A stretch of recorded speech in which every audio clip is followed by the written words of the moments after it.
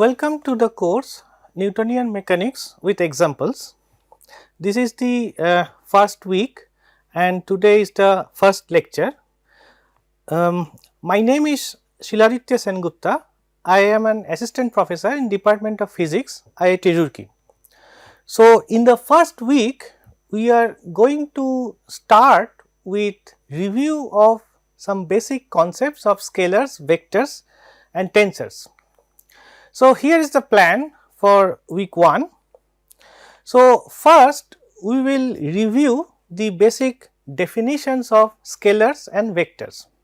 So, the point is that usually in textbooks of mechanics that is followed in first year physics courses, the definitions of these quantities, especially the vectors, are incomplete. So, we will introduce these concepts at 3 levels of generality. For each level, we will first give the definition and then we will critically review and see what is missing or this is a complete definition. Next, I will tell briefly about the notations and why the notations are important. After that, we will review some basic concepts with vectors like unit vectors, and we will cover the elementary operations with vectors like additions and dot, cross and triple products with some examples. So, at the most basic level, scalars are quantities that have only magnitudes. For example, I can say that this mass, so this is a piece of rock, a paperweight, and this has a mass, and the mass of this rock is 0.5 kg, that is 500 gram. So, that is a scalar. Or I can say that the water, the volume of the water that is present inside this bottle is 1 liter. So, this are the volume is a scalar, mass is a scalar. Note that I have highlighted the units of these quantities in this example. So, in general there are 2 parts when you describe a scalar. First is the magnitude and the second is the unit. So, both are important and we will discuss this more detail later. Now, when some quantity has only magnitude, you can increase the magnitude, like I can put another paperweight and then the mass has gone up, or I can decrease the magnitude. So, simple.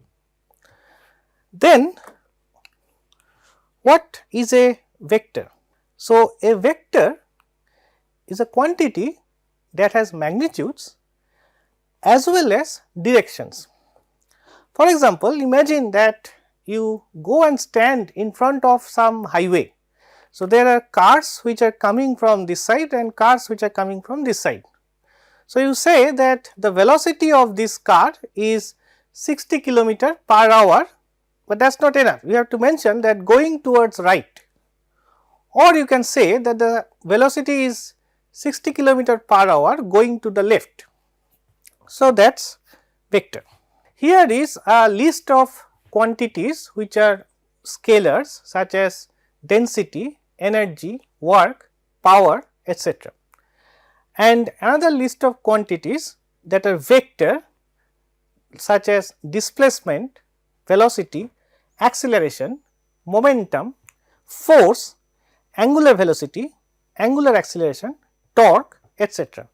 So, at the moment, so I have mentioned only these as examples because these are the quantities that we shall use in this course, and these are the quantities that people usually study in the context of mechanics.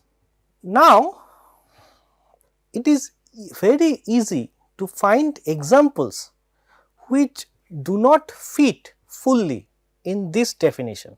So, consider an electric current that is flowing through a circuit. So, I can, for example, let us say I draw a part of a circuit and this is a piece of wire with some current I1 and another piece of wire in which some current is flowing, and these are joined at this point, and then in the next part of this circuit, if I ask what is the total current flowing in this part of the circuit, then the answer is I1 plus I2. So, how do you get that answer? So, you just add the magnitude of the current flowing in this part of the circuit to the magnitude of the current that is flowing in the second part of the circuit. So, and then you get the total magnitude. So, see that when you describe the circuit, you draw a direction. So, there is a sense of direction to the electric current, but yet we treat it as a scalar. So, to continue further, suppose I draw a closed circuit.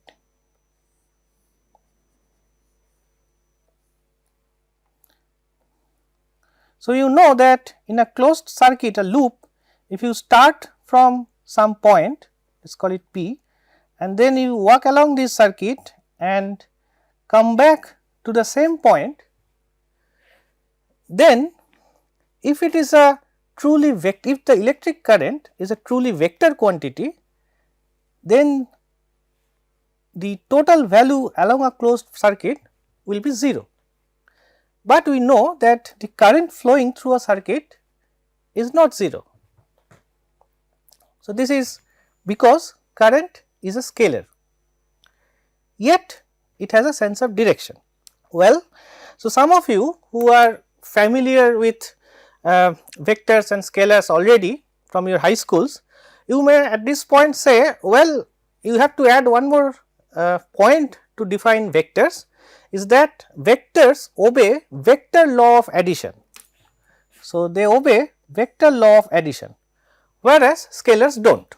So, this gives you a more precise, mathematically more precise definition of vectors and scalars.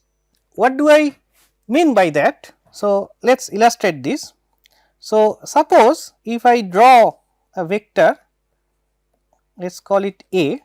So, so you can represent a quantity. So, the length of this arrow is the magnitude of this vector, and the direction of this arrow represents the direction of this vector. And then if I have another vector, let us call it B, which is started. So, the head tail of the B is attached to the head of A. Then you know, some of you may have already be aware that if you draw now the head of A to the tail of B, this new vector represents the sum of A and B. So, note that the length, so the magnitude of A plus B, so the magnitude of A plus B, so this symbol vertical pipe that represents the magnitude is not in general the magnitude of A plus magnitude of B. So, this is the vector law of addition. Now, I will argue that we can represent the vectors by in a component notation, and if we represent the vectors in the component notation, then the vector law of addition is nothing but the simple scalar addition of components. So, what do I mean by that? Let us say I want to do the same thing again. So, here is a quick recall of what do we mean. So, when it represents a vector, so a vector is an arrow, the length of the arrow is the magnitude and the direction of the arrow is the direction of the vector, magnitude and direction. So, first we choose an origin, a point, and from the origin we choose a coordinate system. So, here is my x axis, y axis and z axis, and this little red vectors, they represents the direction of the coordinate axis. Now, I can write, so and now I want to describe the vector A in terms of its components. So, what do I mean? It means that we can find a piece, a vector which is along the x axis with certain length which is given by Ax, its direction is Ax, is along x axis. Another piece which is whose direction is along y axis and it has some length which is given by Ay, and the third piece which is whose direction is along z axis and whose magnitude is given by Az. So, if we have these three pieces and if we apply the vector law of addition, then we get back our vector A. So, this is usually written as, so this A is written as the vector law, vector sum of three pieces. Now, it is easy to show. So, now I am going to show you that suppose I have another vector B, then let us say this vector B is sum of three pieces. These are pieces Bx times x hat, Bx along x hat, By along the y direction and Bz along the z direction. Then what is the sum of A plus B? So, the A plus B will be given by the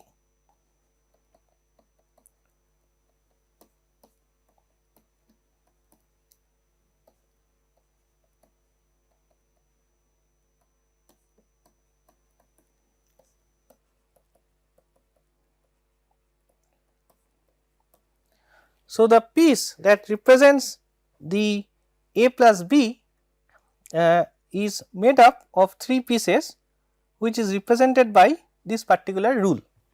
So, let me convince you, demonstrate you this rule in a simpler situation in 2 dimension. Suppose I have a vector which is, so this is a 2D, I have a vector Ax which is in the direction of x axis. So, this is my x axis, this is y axis, and another vector, suppose this is another vector, this is y axis, this is B. Now, what is the piece of B that is along x axis?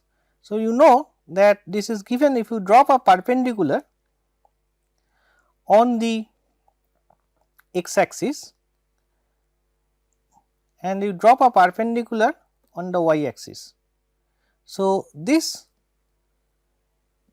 piece represents the component of B along y axis and this piece represents the component of B along x axis.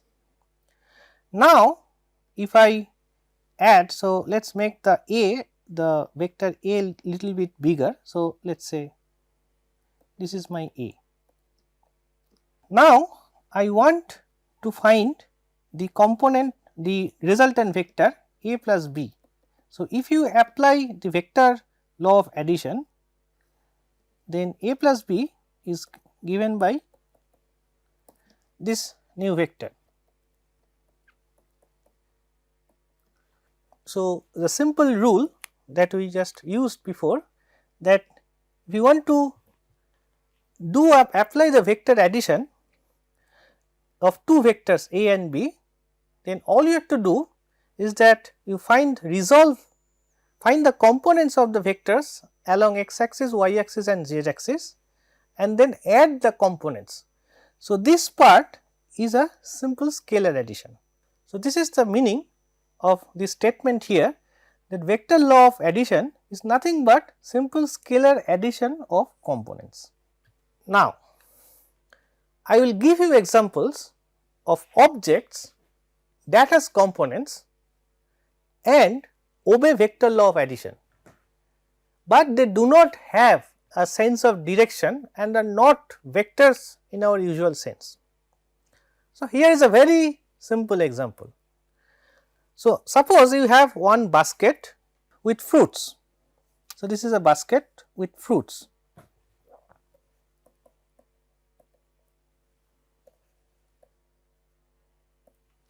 And let us say you have two kinds of fruits, apple and mango. So, this is like an object fruit with two components, apple, first component is apple, second component is mango. So, now you have two baskets. So, we denote that. So, in first basket there are two apples and three mangoes, and we describe that as fruit 1. In the second basket, so this is fruit 1. So,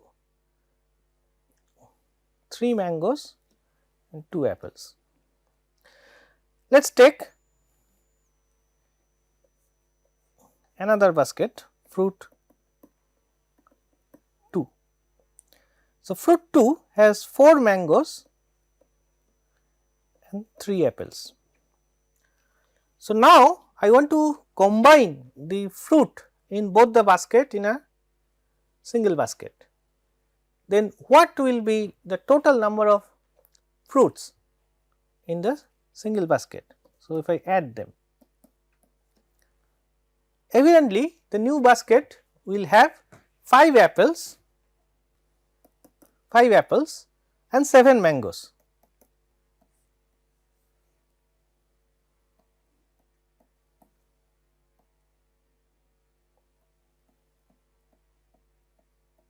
So, you see that how do you compute that?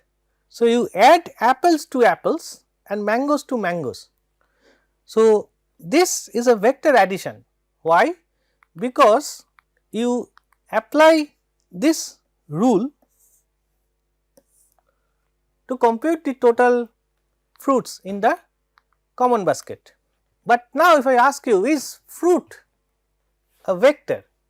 What is the direction of fruit? So, it does not have a sense of direction, yet it obeys the vector laws of addition. So, even if we add this extra clause that vectors are quantities that obeys vector law of addition, that is not enough. More importantly, for our course, we shall come across some quantities which has more than one sense of direction. So, the quantity that we will be describing in great detail in this course is moment of inertia. However, it is easy to illustrate this concept. So, what do I mean by more than one sense of direction? Using another quantity which is called stress or more commonly pressure.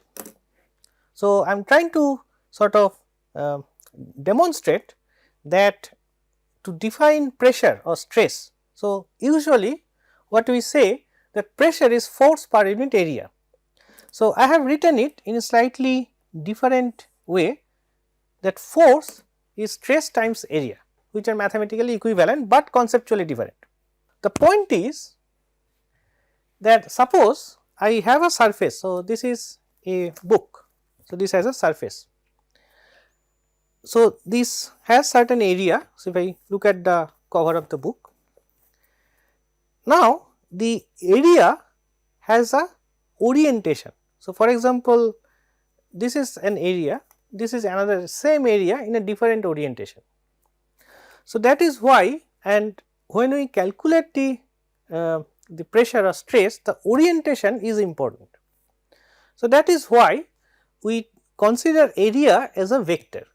It has a magnitude which represents the area, surface area, and the perpendicular to the area, the surface gives the direction. And obviously, you know from experience that force has a direction. Now, the point is that if I apply some force, so if I put this area in this orientation and the perpendicular direction is, this is the perpendicular direction. So, this is the direction of the area.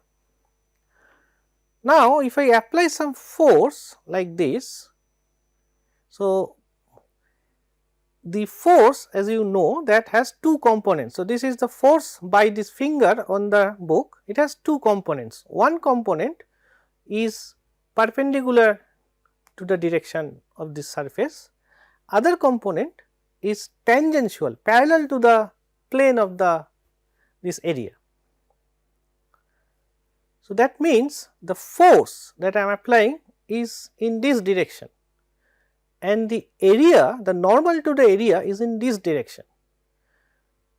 So, then you can see that this particular equation is not a simple scalar equation, in the sense that the direction of area and direction of force, they are not in the same, they are not same.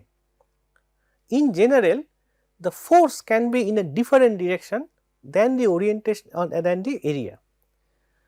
That means you can think of this way. So, this quantity stress, it sort of takes the area as an input and produces the force as an output, but it has to deal with the fact that it takes both the magnitude of area as well as the direction of the area and gives you the magnitude of force as well as the direction of the force.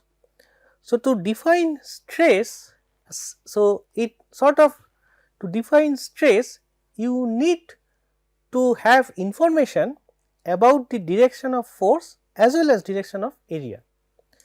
So, this is a example of a quantity that is neither a scalar nor a vector with a single direction. So, that is why the usual definitions, which is the textbooks which stops usually at this point to define scalar and vector, they are incomplete. In the next lecture, we shall give a more general definition of scalars and vectors that covers all the mechanical quantities that we shall encounter in this course as well as in other courses that you will be taking parallelly.